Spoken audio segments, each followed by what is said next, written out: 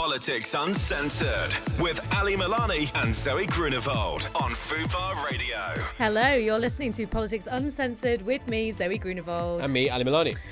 This week we are joined by a comedian, satirist, and do I say that right? Satirist? It's not the hardest part. It's not the hardest part to pronounce of that section, I don't think. No. Satirist, I'm going to say, and host of Privacy Settings. On Fubar Radio. Importantly. This is a big episode this week, which is why three of us needed to be on, because currently the government is experiencing an absolute existential crisis after the release of the Epstein files and, of course, Peter Mandelson's resignation from the House of Lords. Could this be the thing that brings the government down? As always, you can find us at Politics Uncensored on social media. In a minute, we're going to get into it all. But firstly, I just want to check in with my team, my crisis team. How's everyone doing? I'm about 10 years older today, like a decade older in one day. Yes, and usually you're 10 years old. Yes, I'm in. Very good. Yeah, I'm not. You're 20. Pretty. Thank you very much. Yes. For God's sake, Will you just sort out the microphone? It's not my fault. I think the studio is falling apart. Yeah. Yes. Yeah, how are you, Zoe? I'm fine. I'm not. I'm really like nervous, as any political journalist would be, when it feels like everything's just going to come crashing down. Yeah, has it not crashed down? Are we not in crash? I don't know. It always feels like things have crashed down, right? It's definitely turbulent. Very Yes. good. Should we keep the plane references going? I think so. Yeah, it's in a nosedive. It's in a nosedive. We don't know whether we're going to land on water or straight into a mountain. Yeah. And make sure you help yourself before helping others. Very good. Okay. I feel like I'm in the mountain, so I don't know where everyone else is. So you got ejected out of the plane straight into the mountain. Yeah. You got ejected out of the plane a long time ago, I think. Yeah, that's true. I got ejected out of the plane in 2020. So. Yeah. Yeah. Okay, look, let's get into this.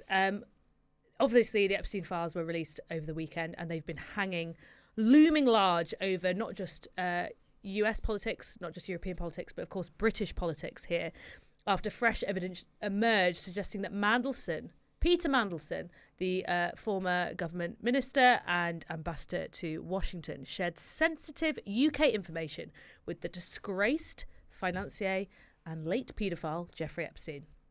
Uncertainty lingers on the horizon for Starmer over what the document handover could hold. Keir Starmer has apologised to victims this morning. He said, "I'm sorry for believing Mandelson's lies and for appointing him." But the Prime Minister has lost many on his side from yesterday since evidence emerged that he knew Mandelson had a close relationship with Epstein. Keir Starmer is basically suggesting that he didn't know the full extent of the relationship, which is not really the defence, saying, "I knew he was friends with the paedophile, I just didn't know they were busy mates." To me, and I think to the electorate, doesn't really land. Right? Yeah. There shouldn't be a threshold for how close you were. Was he in your MySpace top 10? I don't care, man. You can't. Hey, you sent an email to the king of the paedophiles. Should we just check? Yeah. If there's any more? Yeah. Can I tell? Okay, count to 10. This is so ludicrous that whoever has developed this line for Keir Starmer assumes that everyone other than them is a complete fucking imbecile.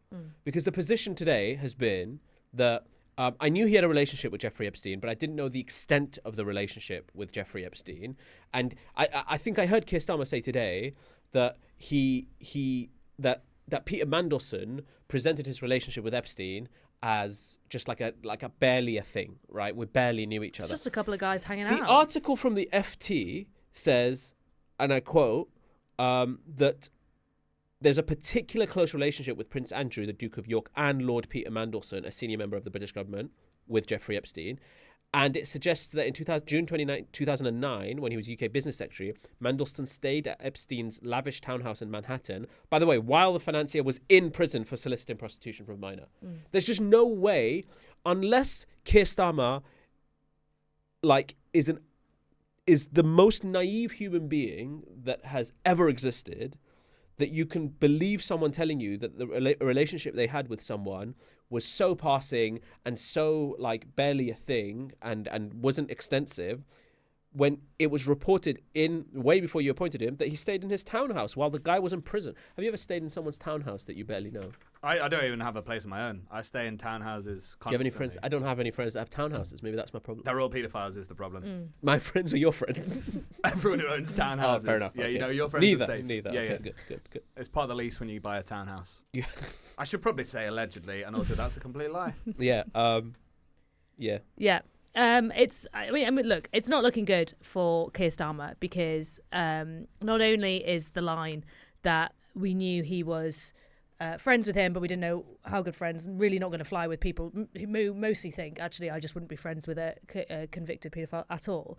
But there's two issues here. The first is Starmer's are basically admitting that the reason he thought it was worth having Mandelson as the ambassador to Washington was because he wanted to send someone out who could communicate with Donald Trump. And it's basically the kind of idea that if you want someone who can deal with Trump, they need to be able to roll in a bit of dirt. Like, they need to be able to speak his language. You know, possibly they share the same thinking.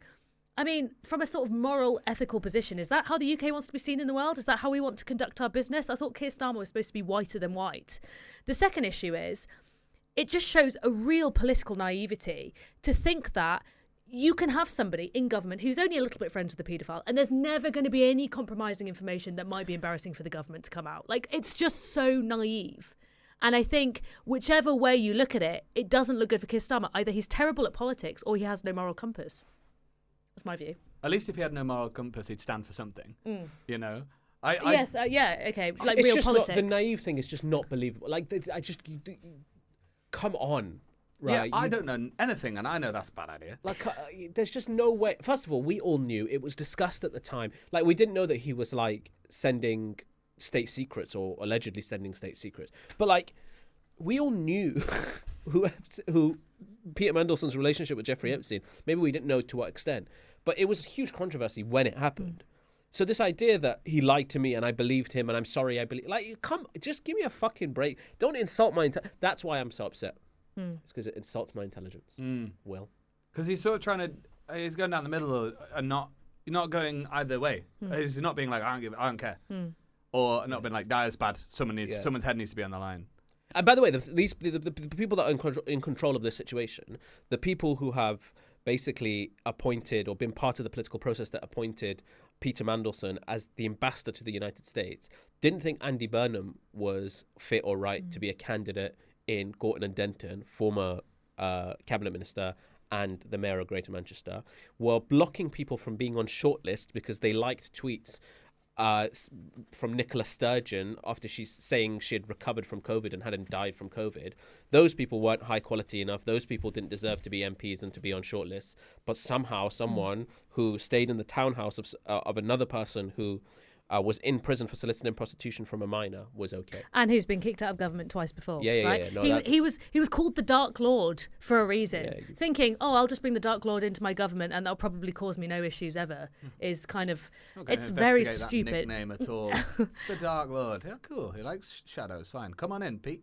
Let's talk about some of the actual emails between Mandelson and Jeffrey Epstein, because they range from potential misconduct in a public office, which is what he's being investigated now for by the police, to just kind of outright disgusting. So Mandelson seemed to have allegedly passed critical information to Epstein during the financial crisis, including information for £500 billion euro bailout just days before it occurred. Obviously, that would be hugely sensitive market information.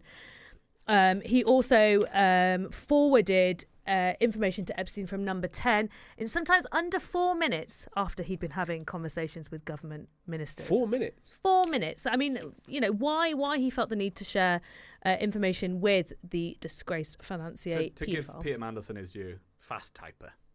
Sent from my BlackBerry wireless device. It's hard to type on BlackBerries.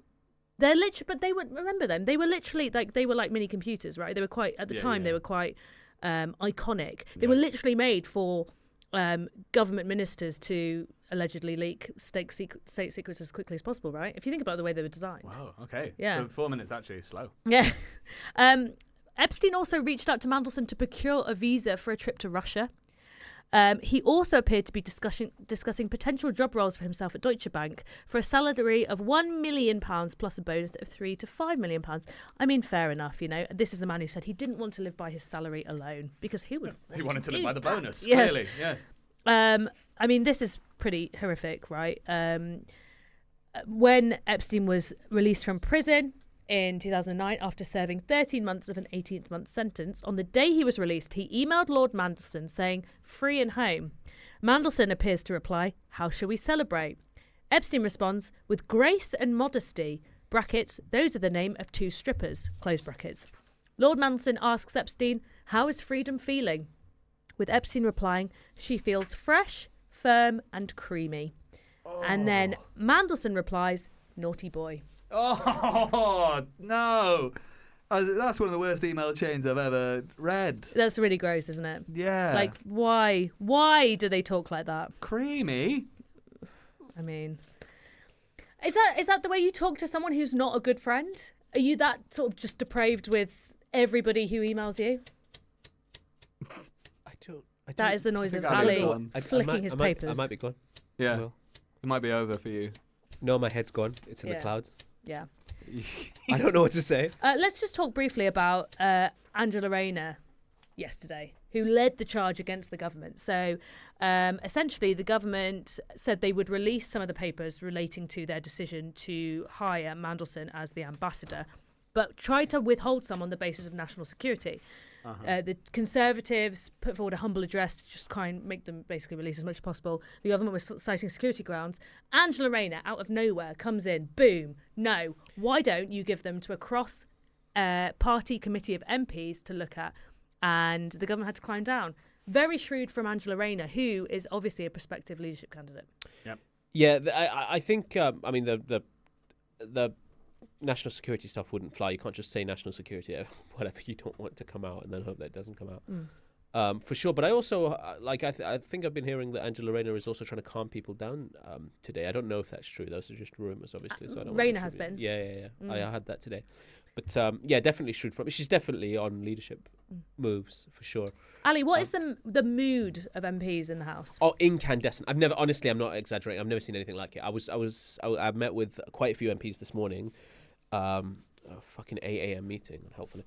And yeah, the kind of people that were coming out. I mean, I just had I think it was Joe White, who is an MP, who isn't she chair of the Red Wall group or something? Yeah, but it wouldn't be seen as sort of classically on the sort of socialist campaign group left. I don't think. I remember. No, for she's definitely not. No, she's Basil Law. Isn't Joe? She's actually pretty of the right of the Labour Party, right? Yeah. She's chair of the Red Wall group. She wants tweeted, Labour to go harder on things like immigration. Yeah, so she's tweeted, "The only way through this is an ethical reset at the heart of government. We need a cleansing and a wiping away of patronage favours and friends first traditions. We came into power with this ambition, and too quickly it got waylaid." So yeah, the anger amongst. I mean, look, I just can't see how Keir Starmer survives this. The noises has always been May. Right, when May when the hammer drops on May, that'll be the moment. I'm not sure he'll make it to next Tuesday, let alone May, because the anger is pretty. Because we're now not dealing with. This isn't the usual political games. We're dealing with child sex exploitation. We're talking about real victims. We're talking about paedophilia here. That's the sort of the theme of what hangs when Jeffrey Epstein's name gets mentioned. So yeah, people are pretty. People like myself, I just can't.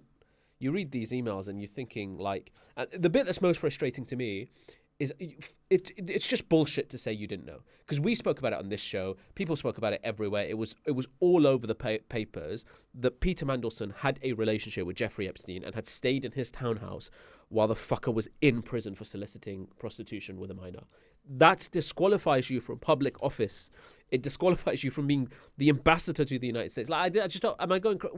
But isn't my that head's gone? Will the problem with like people like Donald Trump being the president, with all the shit that he's allegedly done, like that now? Yeah, but how do you reach a conclusion that Donald Trump is the president? So what? We have to send an equally like. Well, I mean, if you want to send someone to go over and chat to Donald Trump and his cabinet. Like, surely you want someone who's comfortable being Yeah, like if you're able gonna to stay in a townhouse. if you're gonna send someone to negotiate with Darkseid, you send Lex Luthor. Yeah, you know, you send someone with a bit of darkness.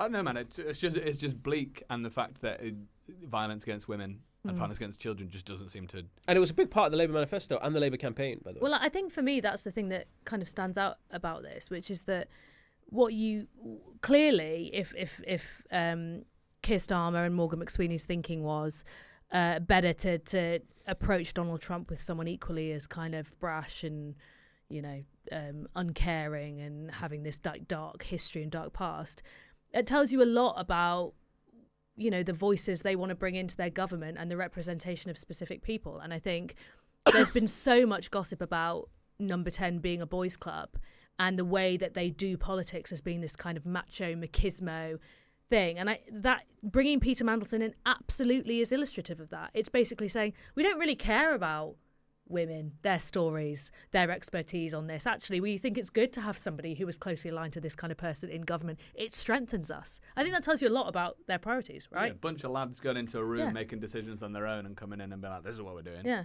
And I think they hide behind this macho stuff as if it's brave to do. It's real politic. You know, you guys don't like it, but this is the real world. When actually it's cowardice, because it stops them from actually making difficult decisions. They have a massive majority. They could do all sorts of things, you know, that don't involve sucking up to Donald Trump and doing dark deeds and making deals with grubby people. But they choose to do this and they pretend that's bravery. It's not. It's cowardice. Yeah, I just also don't know when some of these MPs are going to find their spine as well. Some of these, Well, I think the problem is who would take over from Keir Starmer. That's the issue, right? Yeah, it speaks to, I've said it on the show, the lack of talent in the PLP is crazy. Yeah, it's like, by the way, the other story, just from a personal perspective, Kitty Donaldson reported for the iPaper, I think, she's the chief political commentator, that Mandelson was given a secret spreadsheet to vet left-wing MPs in Labour power struggle. So apparently there was the spreadsheet of people who might be standing who are on the left in different candidates, and Mandelson was given access to it along, I think the allegation is maybe McSweeney had it as well, in helping Morgan McSweeney select Labour parliamentary candidates. I think it sounds like Mandelson was McSweeney's mentor. Yeah. And that's but my name why was on that spreadsheet that was handed to Mandelson. I feel violated. Yeah, look, it's not nice being on a big list. So maybe you can relate to Mandelson in this. You're in the Mandelson files. Ali, quickly before we go to a break, what do you think is going to happen?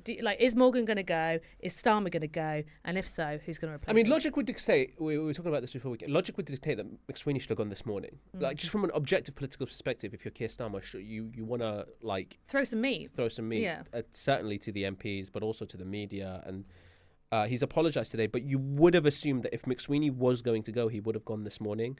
So it sounds like maybe McSweeney and Starmer are tied at the hip and they're both going to go down together. There are lots of things at play here. Like, I think one of the worries from Keir Starmer is if he goes now, he'll be remembered for this. And maybe he waits till May or something and then goes then and tells people I'm going, just so this isn't the thing that took him down. I think it's nice that you think people remember Keir Starmer. That's a ringing endorsement. That's very. I don't know. I just cannot see I just cannot see him surviving this. This is and the arguments are just like I'm sorry I believed him. Like, come on. Yeah. Give me a break. And is that just politicking? Is that just trying to hide and doing a really bad job of it? But yeah, I think so, because no one believes it. He doesn't believe it when he's saying it. No, it doesn't. There's a really interesting shot. I don't know if anyone's seen it. Him at the dispatch box during PMQs, and his hands were shaking. Like, I've noticed, like, crazy. Yeah, well, to the point where I don't know if it's true, but Nick Ferrari was talking about it. He had to hold his hands together to stop them shaking because he was that. Is that the sign of a moral compass, an extraordinary fuck up? You know, what is it? What is the sign of? Because my personal feeling is that this is huge naivety from Keir Starmer listening to Morgan McSweeney taking on this advice. And I think... Wait, so do you think... Sorry, I'm running out of time.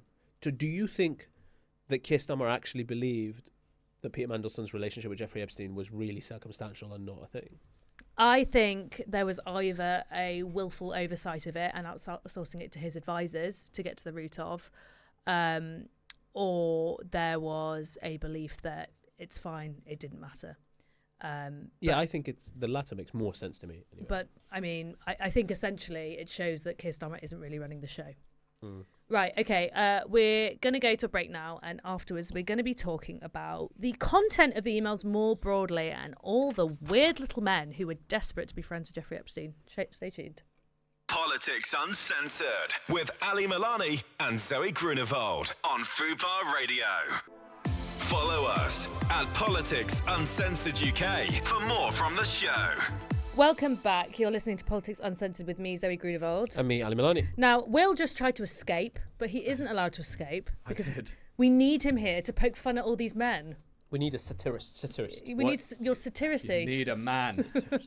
We need a man to help unpick what's going on in all these men's minds. Yeah. Okay, so one aspect of the latest Epstein file release that hasn't been spoken of enough is about the paedophile's connection to the far right. We're talking a lot about Prince Andrew, well, formerly known as Prince, and of course Peter Mandelson. But what about Tommy Robinson, Steve Bannon, Elon Musk, Peter Thiel, all these people who, and of course Nigel Farage, who are mentioned in the files. Now, is Tommy Robinson in the files? Only briefly mentioned, named in the files, but it's interesting enough. Most of this is sort of via Bannon, and we'll get into that. But first of all, we really need to talk about Elon Musk's involvement in the files, right? Mm-hmm. Because Elon Musk basically said he'd had very little correspondence with Epstein, and he declined repeated invitations.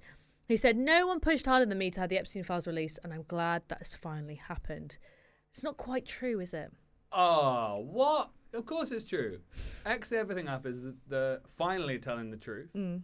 And if Elon Musk said it, must be true. It's either true or AI has changed the past. Okay. That's the fact. Okay, because what I'm seeing is actually a string of emails from Musk to Epstein from 2012 and 2013, kind of begging to go partying on Epstein's island. He asks what day and night will be the wildest party on your island. He tells Epstein he's planning a trip and he's in the local area. Musk is essentially desperate to go. Epstein rebuffs him. He never gets an invite, poor Musk. Yeah, that exchange between Musk and Epstein and someone else is one of the most embarrassing things I've ever seen. Because from what I saw from Rome, I haven't got it in front of me, but Musk's emails, what day or night will be the wildest party on your island? Then there's a forward of that email to Epstein by someone who's redacted saying, you deal with this. And then Epstein replies with, oh, sorry, there are no parties for a little while. No, I think Epstein forwards it to someone. And says, you deal with this. Yeah. Okay. And then someone else says. And they get back to him. It's like his secretary or something saying, hey, we're actually winding down the parties now. Like, sorry, Musk, maybe next time. I mean, imagine being that much of a fucking loser that you cannot get an invite to the sex trafficking island party. I mean, you're deemed so undesirable that you are not allowed to go. Yeah, you'd really harsh Armello at the pedo party. Like, you just ruin the vibe. You'd make it weird. Yeah. Everyone saw you at the pedo party and they wanted to leave. Yeah. Sorry, listen, man, you made it strange. We have said so many sentences today that I never thought any of us would say. It's so embarrassing. I actually saw a really funny comment on social media where someone said, Elon is innocent despite his best attempts. Also, one of my new... Oh, sorry. Ali found that really funny. Sorry. One of my favourite things to do now is when we're talking about any of these people, like anyone who's in the Epstein files a lot, to say like, oh, is that X from the Epstein files? So like, oh, do you mean Elon Musk? Oh, is he from the Epstein files? That's nice. Oh, Bill Gates from the Epstein files. Yeah, like it's just a fun way to introduce people. By the way, the one I didn't expect, Noam Chomsky. Oh, you didn't expect that, really? Should I have? Well, I thought that was surprised. You know, it didn't cause me to raise an eyebrow. Oh, really? Okay. Yeah, but that might have been my Botox. You know, there's a lot of names in there, and obviously, we should say names don't necessarily equate with wrongdoing. No. But equally, let's talk about some of these things. Let's talk about Steve Bannon, who had a relationship over email with Epstein on the 3rd of July 2019. All of this, we should say, is after, obviously, Epstein had been convicted of sex offences against children. Epstein shared an article with Bannon, who's obviously known to be an ally of Tommy Robinson, reporting that the activist had been found guilty of contempt of court for live streaming defendants accused of sexually abusing young girls in a 2018 trial, basically when Robinson went to prison. Bannon replied, calling Robinson backbone of England. Epstein replied, that's why the pound's so low. Bannon said, cheap at any price. Epstein in 2018 messaged Bannon after Robinson's release saying, "Tommy Robinson! ! Good work." Also, Epstein emails Bannon saying, "Brexit, just the beginning." Peter Thiel, who is the owner of Palantir and another kind of absolutely crazy techno-fascist on the right, said, "Of what?" Epstein said, "Return to tribalism, counter-globalization, amazing new alliances. You and I are both agreed zero interest rates were too high, and as I said in your office, finding things on their way to collapse was much easier than finding the next bargain." You know, I don't want to be conspiratorial about this, but it does really sound like these men are plotting the end of the world. Yeah, and being so open about it. Yeah. The openness is what so maybe I'm too councillor state for this. Don't worry, I'm not. So help me out here. So these guys went on all these trips and parties and all sorts of wrongdoing, right? Not these guys I'm talking about, but Epstein and the general people who went to these parties and stuff like that. Not Elon Musk. He tried. And then Despite his best attempts. They made me cough again. And then they put it all in emails, took all these kinds of fucking photos. Why are they? How could you be that stupid? Also, why do they have like so many code words except for torture? Oh, like there's like so many weird phrases they use, but they're always just like, you know, "Hey, I had fun at the pizza party last night. Can you send me that video of the torture?" It's like, what is going on here? It's Unless just they're like, "Oh man, we should have chosen a better word for drinks." Yeah. Oh, I wanted the video of the beer pong. You know what's really got me? Yeah. This reply from Epstein saying that's why the pound is so low. It's triggered some sort of nationalism in me. Don't talk about fucking currency, you nonce. Yeah. I know. Can I say that? I didn't libel anyone. No, I mean he's like a convicted paedophile. Yeah. So and he's dead. By both definitions, he's not on normal communal exercise. Yes. So. Also, I think we haven't mentioned the fact that the Epstein files were released over the weekend is itself suspicious. Is it? Why? Well, they were clearly covering up the Melania Trump documentary. Oh yeah, the 6% on Rotten Tomatoes. Yes. Hey, that film grossed I watched think 36 grand in its first week. Oof, that's a powerhouse. So don't sniff at it, okay? That's probably about 20 tickets. I don't know. Will, would you rather watch that film or read these emails? Ooh, is suicide on the table as an option? As an option. Look, anything's possible in the Epstein files, okay? Okay. I think Melania's film would be shorter. We haven't spoken about Farage, but Farage's name comes up a number of times in the Epstein files as well, and mostly just from emails being forwarded about him. There's no suggestion that Farage knew Epstein or had met him directly, but Brexit, just the beginning. Epstein celebrating Brexit, return to tribalism, counter-globalization, amazing new alliances. I mean, you can't help but wonder if there is a little bit of a knowledge sharing going on here, because there is also Bannon was at some point sort of bragging about his relationship with Farage, saying that he was advising him and other far right, or I should say hard right leaders. Why is Farage and Reform UK so silent about the Epstein files? I mean, this should be their bag, right? I mean, it's mass proliferation of child sex abuse. It's grooming gangs. It's men not being held to account. Why do you think Reform Are they a grooming gang if they're white? I don't know if they're a grooming gang. I think they're just some dudes who groom. Yeah. Aren't these the champions of women? Women and girls, and yet silence. It is strange. It's almost as if they have a different agenda. I don't know. Yeah. Even politically speaking, the silence doesn't make sense unless you're nervous about something. Unless you don't want to upset Donald Trump, who has said he thinks that the files have vindicated him, which I think is an extraordinary interpretation, but not necessarily one you wouldn't expect coming out of Donald Trump's mouth. And today he said he wants America to move on from the Epstein files. I bet he does. There's more coming, isn't there? There's another tranche coming. Well, I potentially, but I think also there are 3.5 million files. Oh, yeah. God. So, like, I don't know how long that would take me.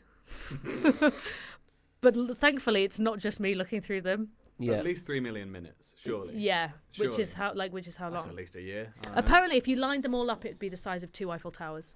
Oh wow. You can just Control F and look for names, though, can't you? How do you line emails up, actually? You just print them off and put them. Oh, it's just like sheets of paper. I would assume so. Yeah. I mean, you're not going to line the words up here. Thought I'd, yeah. But you can just click Can you control F and search for names? Yeah, 'Cause you can go on the DOJ's website. And I might do that tonight. Them, and very fittingly, before you go into it, it says, "Are you over 18 years old?" Right. And then you can go into, because they're keeping us safe now. Yeah, thanks for that. I'm just going to look up different names. Who else is in these files? Very briefly, I just want to touch on the possible links to Russia in all of this. This is really interesting. So, accusations have emerged that Epstein was running a sort of compromat operation. So this would mean he was luring influential businessmen, media moguls and politicians into sexual encounters with women before potentially using them as blackmail. So among the millions of files, Putin is mentioned 1,056 times. Moscow has more than 9,000 references.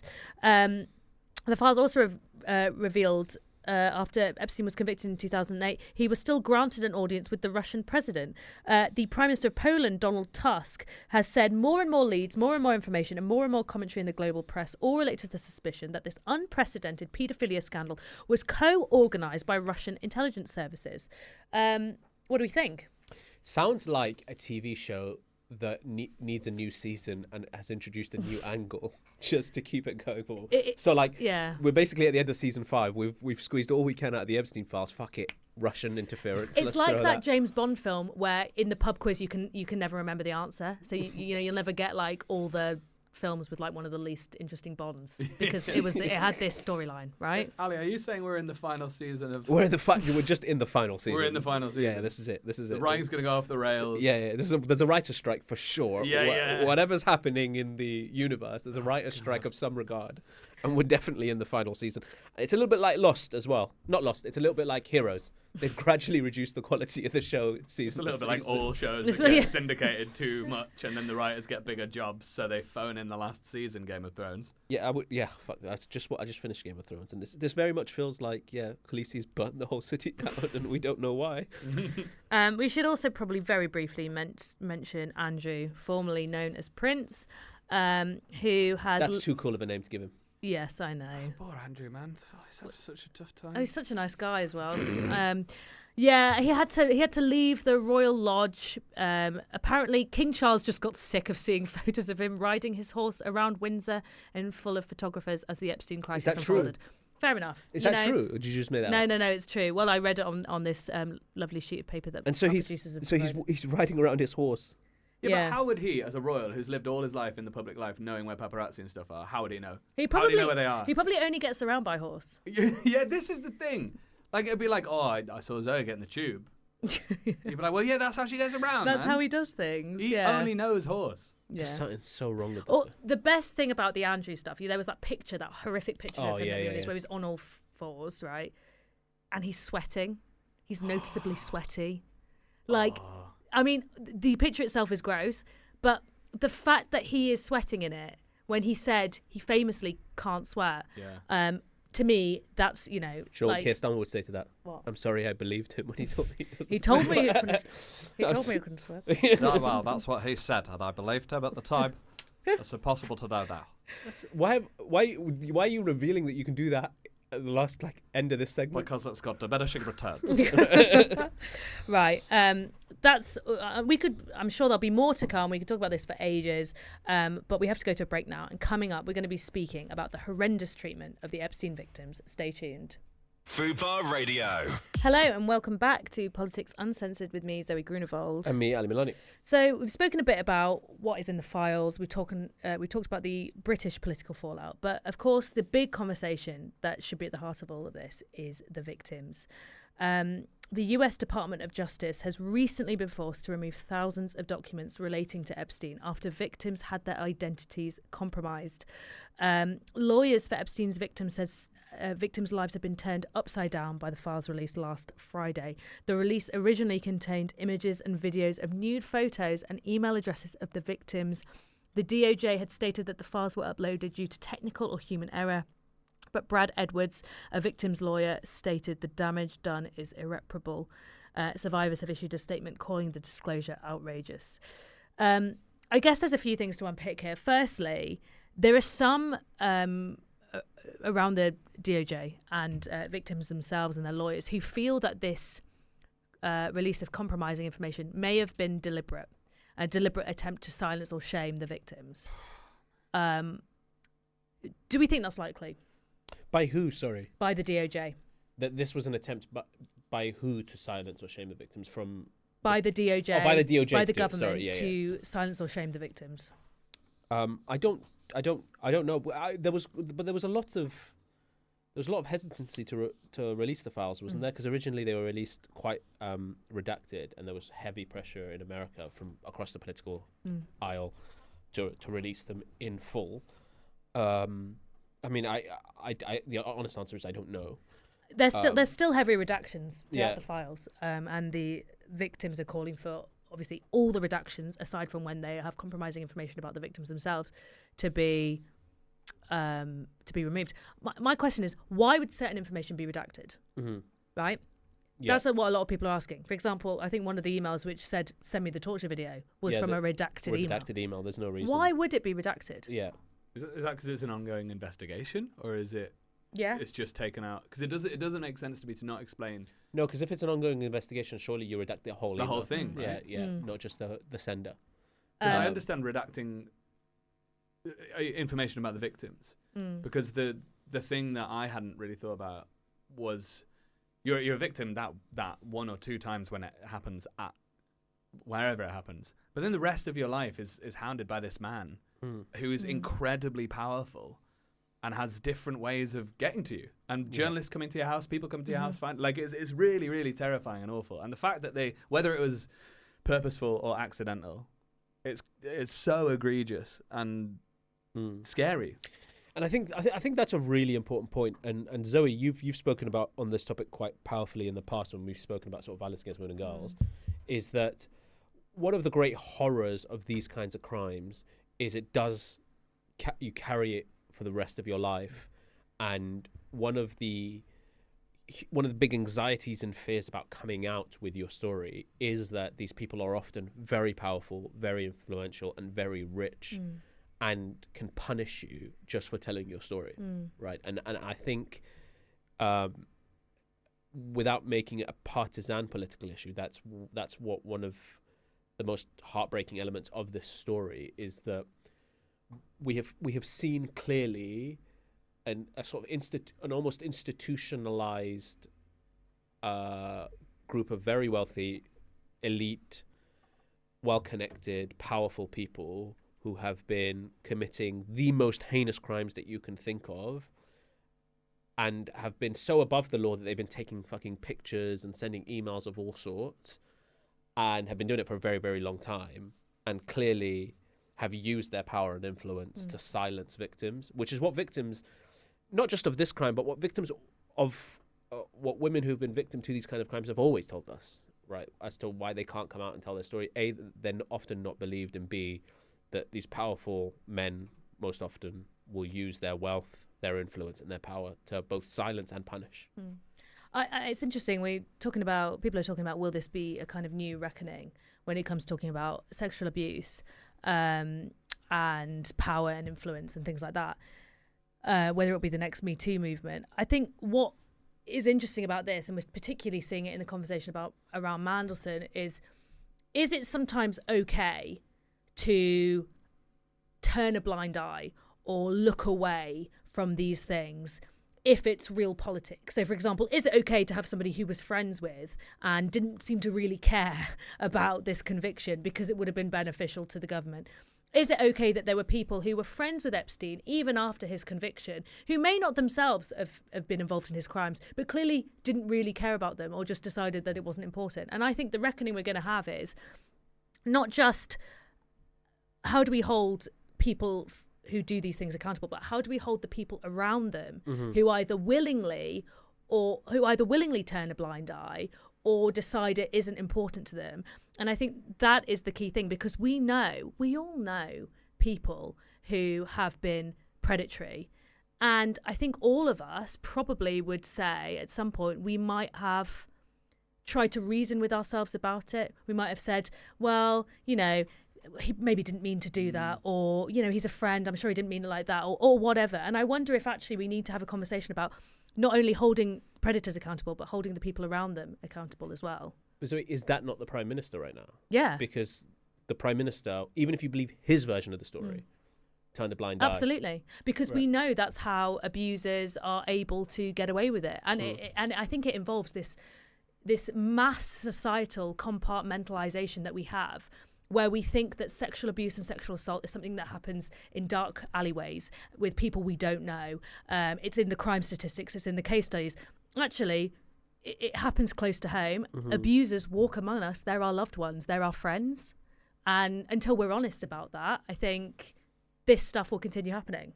Yeah, that's probably the most harrowing part when you reflect on the magnitude of what we're seeing with the Epstein files.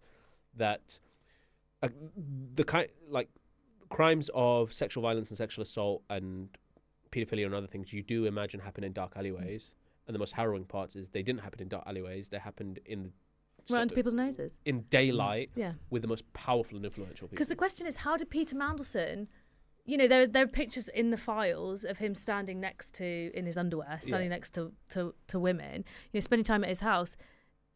He really claims not to have known. You know, he says he doesn't know. Okay, maybe he didn't. But there must be people in there who say they didn't know, and they definitely did. They must have suspected. Why was Jeffrey Epstein always hanging around with these young women? Also, if you didn't know and then you found out, probably be like, oh, lads, before you make me in charge of all this stuff, I did know that guy. Yeah. Remember the guy who before I met him was like... Yeah, like that's the interesting part, though, right? There was a point where you did know.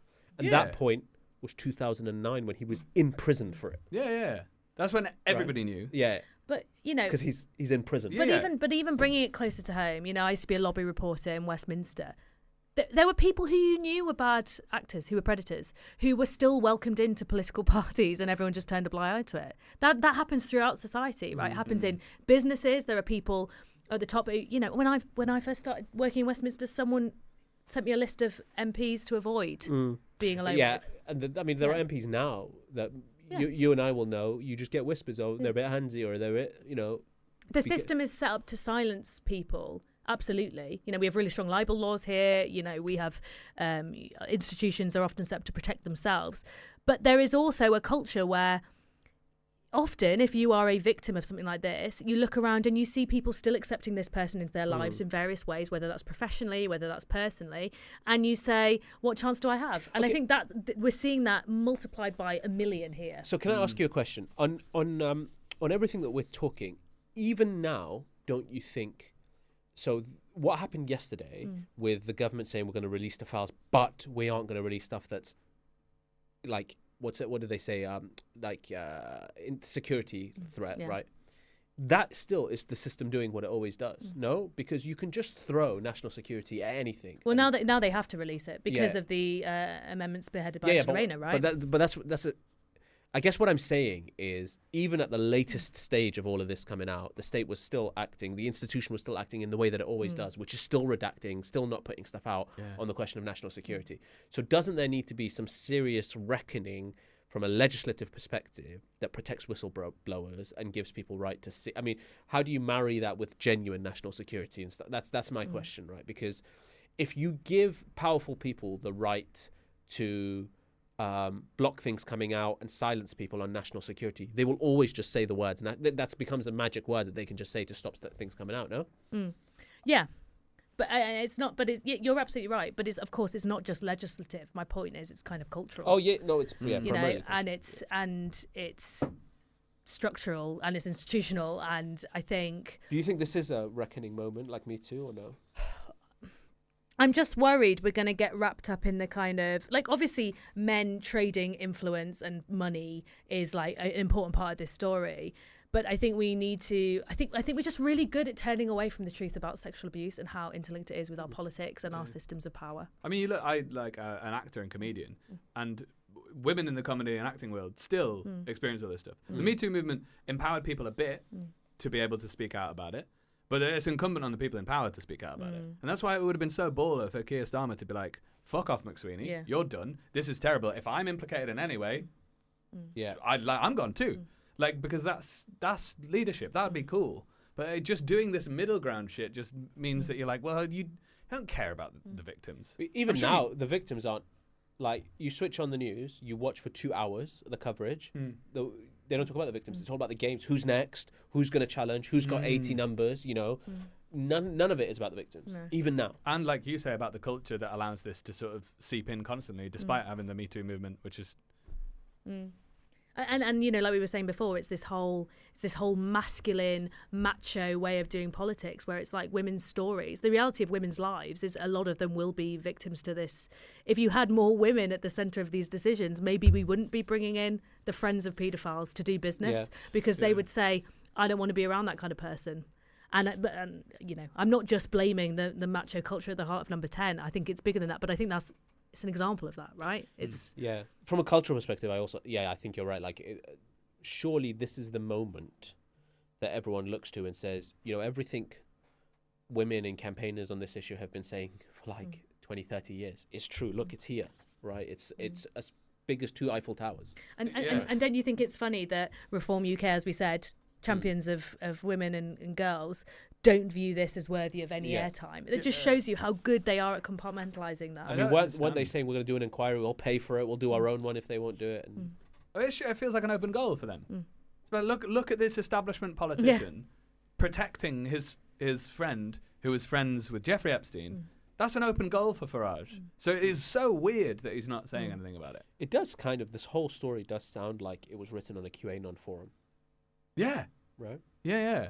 I genuinely partially think that they've started like boosting AI to be like, oh, that could be fake. We don't know. Yeah. Well, weren't there conversations in the emails between Epstein and the founder of QAnon? Was there? Yeah. I don't know. Yeah. Yeah.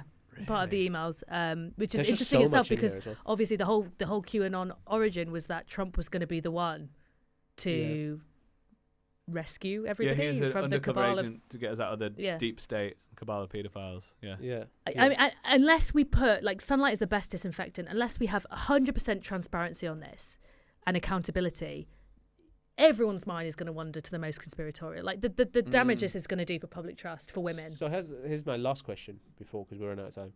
If forget about the political or the politics of it, but if Keir Starmer survives this scandal, what message does that send to survivors, do you think?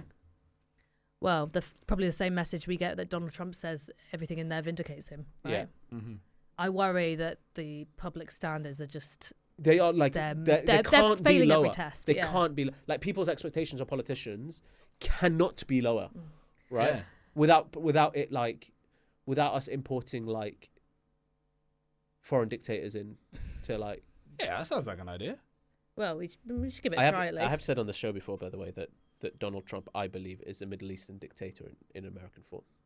He's the same. Like, there's no difference. Or there used to be the theory that he was a Democrat, right, trying to bring down the Republicans. I think Middle Eastern dictators had more style, like in terms of design. He gives me Gaddafi vibes. Yeah. A golden pistol or something. Yeah, golden pistol. I didn't lose any elections. I won with 90%. Everything I said is right. I'm going to keep going. He also, like, he wanted the military parades like in America, which I thought was very Middle Eastern dictator. Was it Gaddafi who had his harem of like female bodyguards? Yes, it was. Yes. Yeah. I thought you were going to go one step further there, but I'm glad you stopped, because no. you could have gone one step further. Was a panic. I was ready for 14 allegedly.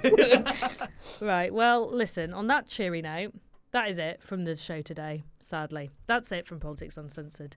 You should join us next Thursday at 5 p.m, where hopefully we're not still talking about the Epstein files, although we probably will be, because, as we said, 3.5 million of them. You can stay up to date with the show by following at Politics Uncensored UK on social media, where you can find me at Ali Milani. And you can find me at Zoe Grunewald. If you've missed... Me, Will Sebag-Montefiore. Good luck spelling it, at WCBag. Yes, he's our famous satirist. Satirist. Satire. It's not my first language. If you've missed any of today's show, you can listen back and catch up at footballradio.com or via the Football Radio app. Thank you so much for listening, and we'll see you next week for another episode of Politics Uncensored. Fubar Radio.